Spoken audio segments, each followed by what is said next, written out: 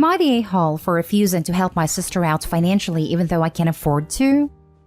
I, 34 female, am the eldest of 9 siblings. My sister, Sarah, 24, and I aren't close. I love all of my siblings, and I'm close with all of them, except for her. Growing up, she wouldn't introduce me to her friends and would refuse to acknowledge me at family gatherings over the years. In short, she was distant with me but not my other siblings. After I moved out of my parents' house, Sarah and I grew further apart and didn't see each other except at family functions. She would ignore my attempts at reaching out and or including her in anything that my other siblings and I did together. She didn't come to my wedding. I didn't even know that I'd gotten divorced until 2 years later. She refused to accept my request to add her to socials and never responded to any calls or texts. It hurt, but I didn't want to push, thinking that she might eventually come around so long as I kept the door open. A year ago, she finally accepted my social media request and sent me a DM. It started out as just a, "Hey sister, how are you?" After some awkward small talk, I learned that she's not doing well financially due to her boyfriend losing his job. She asked me if I could lend her some money as she was short for groceries. I agreed and told her that she didn't have to pay me back. I sent what she asked for and a bit extra. She thanked me and asked if we could visit for a proper catch-up. I agreed, and we set it up.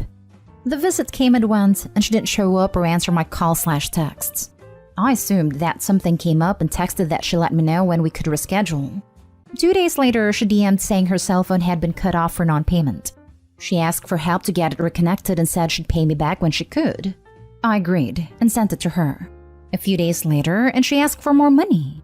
I sent her the money again, but told her that I can't send anything else until she pays me back because I didn't have any more that I could spare. I felt like I've been used. Then one day she asked for a cab fare. I said that I'd pick her up and drive her myself. She got angry and accused me of not trusting her. She blasted me on a family group chat saying that I was refusing to help her and that I was selfish. Sarah recently posted something about how she loves her family and how much they mean to her. She tagged all of my siblings except for me. 5 minutes later, she sent me a text asking me for money for diapers, and I lost it.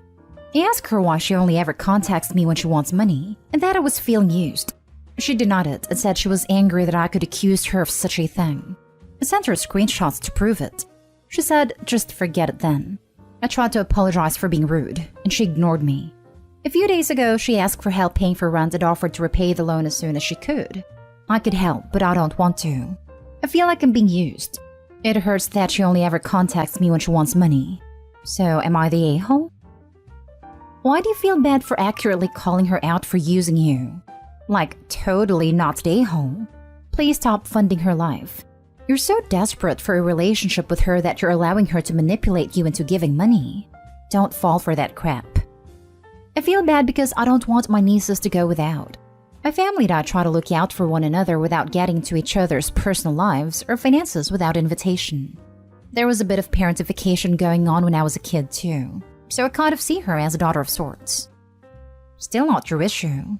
She is an adult and is responsible for her decisions and kids. She is using you. Try reading what you just wrote, but pretend a friend wrote it. Often we are too close to a situation to see the truth. Don't give her any more money. Best of luck to you. I am huge into family, but not to the point of being used. You are the oldest. Stop being passive and get a straight answer by asking straight questions. Start asking the other siblings what her problem is. Why is she leaving you out and excluding you? Make this a family issue since Sarah keeps reiterating that she is into the family. Info, I feel like we're missing something big here. Do you know why Sarah's always been so distant with you?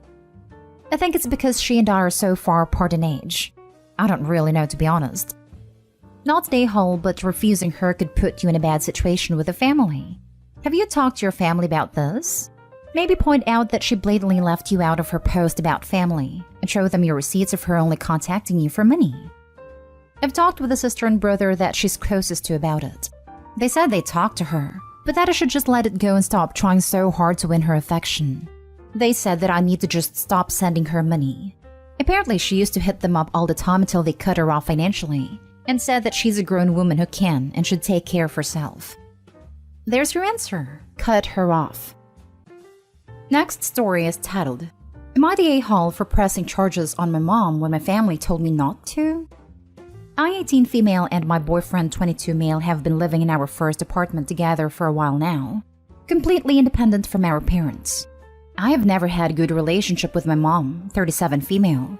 I had been taken away from her for severe neglect as a young child and was raised by my great-grandparents, 84 male plus 80 female. She wasn't a part of my life for 13 years. When my grandparents eventually passed from old age, she regained custody and moved me across the province I live in. Anyway, when we had settled in our new place, because I have better credit than my boyfriend, we were looking into getting our Wi-Fi under my name. But when I called the best provider in our little rural area, they explained to me that I owe them over $800, which couldn't make any sense as I've never had an account with them in the first place. They gave me the address and the year that it had first been owned, and it was one of the first places I had lived with my mom. I had been 15. We were on civil terms, and I let her know that because I just had a new job and have moved out. Note that I haven't lived with her since I was 15. I've mainly lived with friends as she's pretty crazy, that I won't give her money for my phone bill that I didn't owe her. But was going to anyway until she paid a balance owing under my name. Because not only was my credit now horrible, but we couldn't get Wi-Fi, and that's something I needed for school/work. She blocked me, cut my phone off, and went to my in-laws to try and break up my relationship with my boyfriend. The only way the money owed can be waived is if I press charges for fraud, but when I asked for advice, it was met with, "How can you do that to your mom? She wouldn't be able to get divorced then. She's on her fourth husband and she had cheated on him. How is that my problem?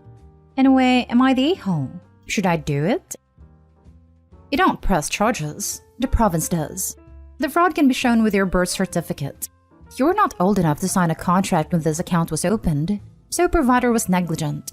You probably have to file a report with the police, but nothing much will happen to your mother. P.S. Get a credit report because she didn't just do this once. This is good advice. She stole money from you and tried to sabotage your relationship with your partner. This is astonishing and abnormal. You don't owe her anything. It seems like you can't demand your overly strenuous relationship either way, so you have nothing to lose. It may seem bad from an external perspective to people who don't know the situation well, but their opinion doesn't matter. Only yours. You need to cover this debt, fix your credit, and get a Wi-Fi, which is crucial for your studies and work. The real question is, how can your mother do that to you? She was an egg donor who has abandoned her responsibility to you, and has literally committed a crime by stealing your identity and leaving you with a bad debt that's harming your ability to live your life successfully. Will these relatives who don't want you to press charges pay the bill? If not, then ignore them for suggesting you just eat your mother's crime. If the mom did it here, how many more lines of credit/accounts did she open in Opie's name? Continue with the charges. She does not have your best interest in mind. Also, the company entered into a contract with a minor which is illegal. Minors cannot be in a contract in the US. Apparently, your mom represented herself with your name, but the company did not do due diligence to avoid providing service to a minor. Access a free credit report every year starting now. Identify if other illegal charges are there. Best to you. Opie's in Canada, I believe, based on province, so the Crown presses charges, not an individual. Also, it is illegal here too, just so you know. Next story. Am I the a-hole for not involving myself in my ex-husband's child's life? I, 25 female, ex-husband, 29 male, and I divorced a year ago after I found out that he had an affair son, Carl, 1 male. By that time, I already had Adam, 3 male, and Ben, 1 male. Since my husband had an affair, he lost any right to alimony or child support from my part due to prenup stipulations. He also lost his job at my dad's and a car. When he came back begging me for an opportunity, he disclosed that Carl's mom passed away during childbirth, and we were the only family he had. I was hurt for his betrayal, but yet I still felt love for this man, and didn't want to hurt a motherless child, so I told him that I would revoke his mandatory child support payments, because I don't really need them thanks to my dad, so he could focus on doing what was best for Carl and that anything he did, monetary, for our kids was welcome but not necessary. The problem was that, a few months after the divorce, he grew comfortable enough to ask me about how to take care of a child, to the point where he would try to leave me with Carl while I explained. After I realized what was he doing and when I confronted him, he admitted that he was trying to create a bond between us so his child could have a mom too. I immediately put Carl in his arms and said that while I was sorry for the loss of his mother, I'm not willing to play mommy of his affair kid, and to never bring the subject again. He told me how unfair I was being, because now that he's young, it's the perfect time to make an introduction, and how awful it will be for Carl to see his brothers grow up with me. I felt pressured, so I took our kids and told them to contact me again through a lawyer for any future discussion. When I got home, I told my family what happened, and while almost everyone agreed with me, my mom said that I was a horrible human being because that child had no mother, and that she raised me better than this. My dad tried to defend me as well as my sisters, but my mom said that what happened between my ex and I didn't have anything to do with an innocent child, and she hopes I do the right thing, and I love the child. She's also pressuring me to buy things for the kid and make space in my home, such as giving him a bedroom at all, because she won't allow that I take my kids home and he's left there alone. But I said that I don't want to involve myself with him, and now she's not talking to me unless I agree. Now for the top comments. Yikes. Not today, home. Girl, I'm throwing you a parade for your fantastic boundaries and compassion. The dude broke your trust and your heart, and then took advantage of your gracious decline of child support. His decision to have an affair behind your back and then insist you be responsible to mother the child is abhorrent. Your mom sounds like she is grieving that he is no longer her son-in-law and wants everything to feel like a family again. She probably figures since the other woman has passed away, all harm is bygone, and now everything can go back to the way it was. That's absolutely not the case. It's absolutely on your ex-husband to parent the child, which probably has him beside himself with the responsibility he resents. The child's loss of a mother is tragic, but no reasonable person could believe that your presence could right that wrong. His mother has passed away, no one can replace her. His dad cheated on you and has flat out admitted to manipulating you multiple times to make his life more convenient. The baby deserves better 100%, but that doesn't obligate you to put up with worse. Maybe your mom should adopt him. That child is nothing more to you than every other motherless child in the land. Suggest, sincerely, that your ex get busy and find a loving and gentle new wife who wants to be a mother to his child. There are lots of women out there who would be interested. My infertile friend actually married a widower with 3 kids, and admitted it was as much to be a mom as to be a wife. Several years in, they are very happy. I disagree the child is nothing to her. It's her children's sibling. This is a stickier situation than it could be because their half-brother is going to feel left out. Is that her problem to fix? No. She's not a-hole for boundaries, but I can't help but feel for a kid that's gonna see his brothers go spend time with mom when he doesn't have one. Dad could use that time to make his son feel special, or he could be an A. That's not Opie's responsibility at all, but my heart hurts for that kid, and I get her mom's point. Hopefully as they get older, she might allow sleepovers if the older two ask for him to come over, but she wouldn't have to. It would be noble of her to do it on her own volition, but Dad is being sneaky and a jerk about things. I see your point, sort of, but not really. Why should a woman and her kids be forced to even know or ever meet the children the man sires on mistresses, one-night stands, or affairs? Sure, they're siblings in the sense of a man's DNA. Why is that even important? Why can't they be thought of as a sperm donor's other offspring? Why all the sibling stuff? NTA, NTA, NTA. I'm horrified at your mom's suggestions. It's an affair child for crying out loud. How would your mom feel if your dad suddenly came home with an affair child? Not very good, I'd suppose. It would ruin the family, I presume.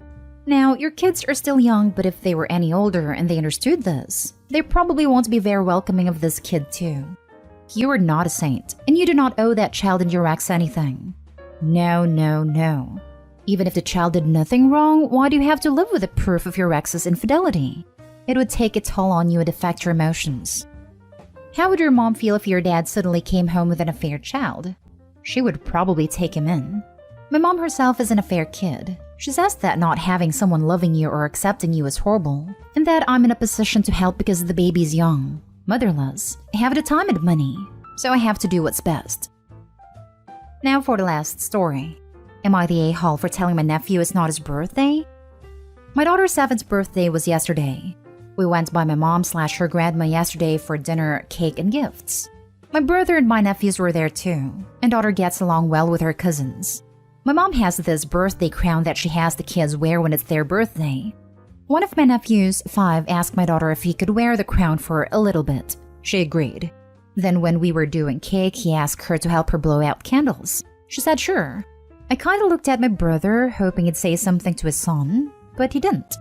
Then when we were giving my daughter her gifts, my nephew, who still had a crown on, asked my daughter if he could help her open her presents. I stepped in and said, "No, it's her birthday, not yours. Let her open her gifts by herself." My nephew seemed kinda pouty. Thing about my daughter is she's too nice sometimes, and has a hard time if she thinks saying no will hurt feelings. This seemed like one of those times. Later, my brother said nephew was just having fun. It wasn't that big of a deal. The brother and his wife let him open their gifts on their birthdays, and he knows they're not his gifts to keep.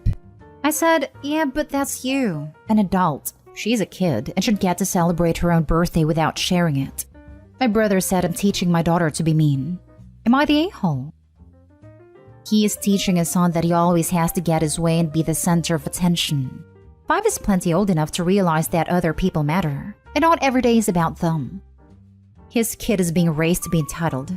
Wait till he tries that at a school friend's birthday party. This happened at a party when my daughter was in kindergarten. One of the attendees had an absolute screaming meltdown because she was not allowed to blow out a birthday child's candles, nor open the presents. Turned out to be the child my daughter had talked about all year who was always throwing tantrums. We did not invite her to my daughter's party that following summer. Not a day home. You're teaching your daughter it's okay to say no and have boundaries. A nephew needs to learn how to hear no and respect boundaries. This is important. Opie, I don't want to put the fear of God into you over an interaction between 2 cute little kids, but do not let your brother teach your daughter that saying no is being mean. Jesus freaking Christ. This is so important. Not stay home. Teach your daughter that saying no is her right and doing so is not mean, no matter how bratty her cousin is. Also, give the girl back the birthday crown for crying out loud. Who does that?